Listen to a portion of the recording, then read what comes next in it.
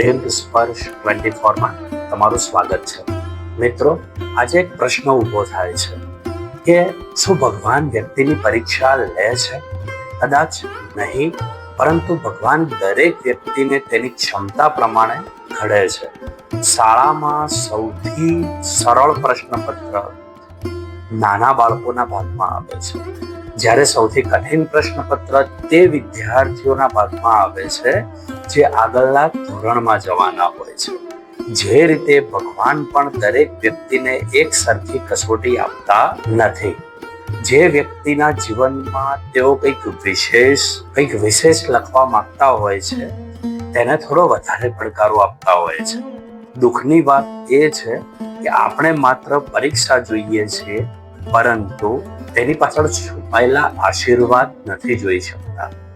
ઘણી વખત આપણે ભગવાનને પૂછીએ છીએ, મારી સાથે જ આવું કેમ?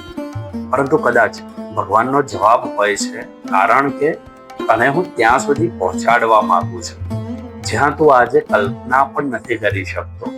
એક સુંદર ઘટનાની કલ્પના કરો. એક યુવાન ખૂબ જ નિરાશ થઈને એક સંત પાસે જાય છે. તેની આંખોમાં આંસુ હતા. તેણે કહ્યું, મહારાજ, હું દરરોજ ભગવાનનું નામ લઉં છું, પ્રાર્થના કરું છું, કોઈનું એ ખરાબ કરતો નથી, છતાં મારા જીવનમાં એટલી મુશ્કેલીઓ શા માટે આવે છે? કેમ આવે છે? ભગવાન મને પ્રેમ કરે છે કે નથી કરતા? સંતે કઈ જવાબ આપ્યો નહીં. તેણે માત્ર એટલું જ કહ્યું કે આવતીકાલે સવારે મારી સાથે ચાલજે. બીજા દિવસે તેઓ એક કુંભાર પાસે પહોંચ્યા. કુંભાર માટીને દબાવી રહ્યો હતો. તેને વારંવાર ફેરવી રહ્યો હતો. પછી તેને અગ્નિમાં મૂકી. અગ્નિમાં મૂક્યા પછી આ બધું જ યુવાનને ખૂબ જ દયા આવી. તેણે કહ્યું, આ બિચારી માટી આખી જિંદગી માટી જ રહે, સુંદર અને ઉપયોગી ઘડો ક્યારેય ન બને. પછી સંતે યુવાન તરફ જોઈને કહ્યું, ભગવાન પણ તારી સાથે આવું જ કરી રહ્યા છે. તેઓ તેને સજા નથી આપી રહ્યા, તેઓ તેને ઘડી રહ્યા છે. મિત્રો, એક ક્ષણે યુવાનને પહેલીવાર સમજાયું કે દરેક દુઃખના પાછળનું કારણ અને હેતુ હોય છે. ઘણી વખત ભગવાન આપણા જીવનમાંથી કંઈક છીનવી લે છે.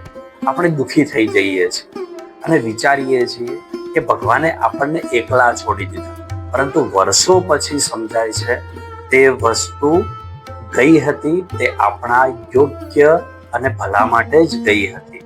થોડા વર્ષો પછી સમજાય છે કે સારું થયું તે સમયે આ નહોતું બન્યું. એક નાનકડું બાળક તૂટેલું રમકડા પાસે જઈને બેઠું હોય, તેના પિતા તેને નવું રમકડું આપવા માંગતા હોય તો પહેલા બાળકને જૂનું છોડવું જ પડે. જો તે જૂનાને પણ મજબૂતાઈથી પકડી રાખે તો નવું કેવી રીતે મળશે? જીવનમાં પણ ઘણી વખત ભગવાન આપણને આવું જ કહેતા હોય છે, જે તારા માટે નથી તેને તું છોડ. હું તારા માટે વધુ સારું લઈને ઊભો છું. પરંતુ આપણે ભૂતકાળને જ પકડી રાખીએ છીએ અને ભગવાને જે નવું આપવાની તૈયારીમાં હોય છે તે આપણે સ્વીકારતા નથી. હવે વિચારો, તમારા પોતાના જીવનમાં એવી કેટલીય ઘટનાઓ હશે જે સમયે તમને ખૂબ જ મોટું દુઃખ લાગ્યું હશે. કદાચ કોઈ નોકરી નહીં મળી હોય, કદાચ કોઈ સંબંધ તૂટી ગયો હશે, કદાચ કોઈનું સપનું અધૂરું રહી ગયું છે. પરંતુ આજે પાછા વળીને જોતા સમજાય છે કે કદાચ તે ઘટના તે સમયે નહોતી થઈ, એ મારી માટે સારું થયું હતું. એની પાછળ એક સારા જ આશીર્વાદ હતા. અને જો નોકરી મળી ગઈ હોત તો કદાચ આજે હું વધુ સારી તક મને ન મળી હોત.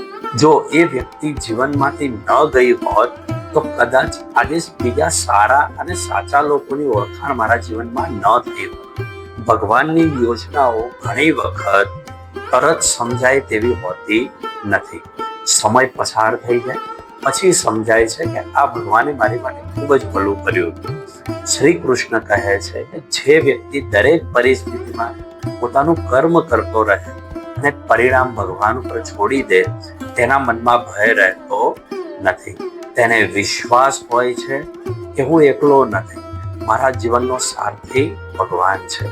જ્યારે આ વિશ્વાસ હૃદયમાં ઉતરી જાય છે ત્યારે મુશ્કેલીઓ પણ એટલી ભયાનક નથી લાગતી જેટલી પરિસ્થિતિ હોય છે, પરંતુ તેને જોવાની દ્રષ્ટિ બદલાઈ જાય છે.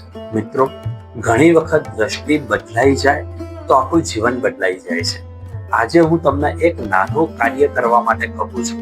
આજે રાત્રે સૂતા પહેલા તમારા જીવનની 3 એવી મુશ્કેલીઓ યાદ કરજો જેનાથી તમે સફળતાપૂર્વક બહાર આવ્યા છો.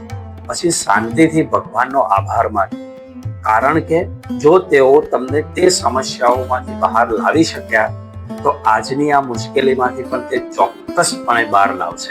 ઘણી વખત આપણે આપણા દુઃખોમાં એટલા ખોવાઈ જઈએ છીએ કે ભગવાને ભૂતકાળમાં કરેલી જે પણ કૃપા હતી તેને આપણે ભૂલી જઈએ છીએ. મિત્રો, ભગવાન ઉતાવળ નથી કરતા, પરંતુ તેઓ ક્યારેય પણ મોડા નથી પડતા. આપણે આજનો દિવસ દેખાય છે જ્યારે ભગવાનને આખું ભવિષ્ય દેખાય છે. આપણે માત્ર બંધ થયેલો દરવાજો દેખાય છે, પરંતુ ભગવાનને તેની પાછળ ખુલનારો એક આખો નવો રસ્તો દેખાય છે. એટલા માટે જીવનમાં ક્યારેય પણ આપણા મન મુજબ ન થાય ત્યારે તેને અંત ન માનો. કદાચ એક નવી શરૂઆત હોઈ શકે છે. અને અંતમાં, જો આજે તમે જીવનની કોઈ કઠિન પરીક્ષાઓમાંથી પસાર થઈ રહ્યા છો તો હિંમત રાખજો. કદાચ આજે જે આંસુ કદાચ આ જ પરીક્ષા તમારા જીવનના સૌથી મોટા આશીર્વાદની શરૂઆત હોય. કદાચ આજે જે આંસુ તમારી આંખોમાં છે તે આવતીકાલે સફળતાની કહાની બનશે. કદાચ આજે જે દરવાજો બંધ થયો છે તેની પાછળ ભગવાને તમારા માટે એક સુંદર દરવાજો તૈયાર રાખ્યો છે. એટલા માટે ભગવાન ઉપર ગુસ્સો ન કરો, પોતાના નસીબને દોષ ન આપો.